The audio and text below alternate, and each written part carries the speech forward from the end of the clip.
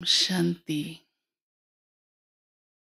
आज प्यारे बाबा की मुरली विशेष रूप से सेवा के लिए चली है।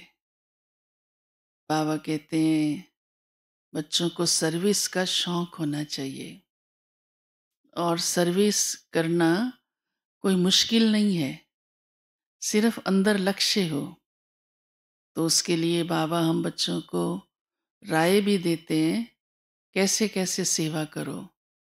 बाबा ने कहा चाहे उसके लिए गांव-गांव जाना पड़े, वहां जाकर बाबा का संदेश दो, प्रदर्शनियां लगाओ। बाबा को बहुत अच्छा लगता था जब गांव में जाकर के और फिर गांव वासियों को, क्योंकि वो सहज समझ भी जाते हैं, भोले भी होते हैं, तो बाबा बच्चों को ये बात कि कहाँ भी जा कर के, चाहे मंदिरों में जाओ चाहे शमशान में जाओ, आज बाबा ने विशेष गांव की बहुत बात कही है कि वहाँ जा कर के सेवा करो, सेवा की वृद्धि करो। बाबा कहते हैं उसके लिए विचार सागर मंथन करो, क्योंकि जब विचार चलते हैं तो नए नए सेवा के प्लान बुद्धि में टच होते हैं। तो बाबा कहते हैं सेवा को बढ़ाते जाओ। फिर दूसरी बात बाबा ने कही है कि बुद्धि योग इस दुनिया से निकल जाए, उसका क्या पुरुषार्थ करना है। बार बार सब कहते हैं ना, ये दुनिया पुरानी याद आ जाती है, देह याद आ जाती है, देह के संबंध याद आ जाते हैं।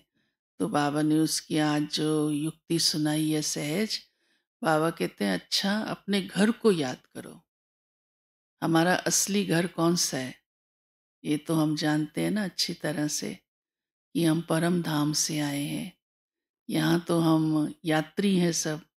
वैसे भी इस दुनिया को मुसाफिर खाना कहते हैं, गेस्ट हाउस कहते हैं, परदेश कहते हैं। तो बाबा कहते हैं आपका असली देश, असली घर तो परम धाम है।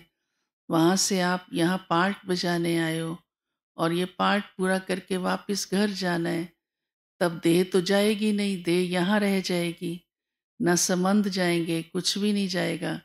तो जितना बार बार घर को याद करेंगे, परम धाम को याद करेंगे, तो इस दुनिया से बुद्धि योग हट जाएगा। बाबा कहते क्योंकि ये दुनिया मृत्यु लोक है और यहाँ हमारे कई जन्मों के हिसाब किताब चल रहे हैं और अब अंतिम घड़ी है। तो अंतिम घड़ी में हमारे हिसाब किताब सारे चुकतू हो जाएं, ऐसा हम पुरुषार्थ करें।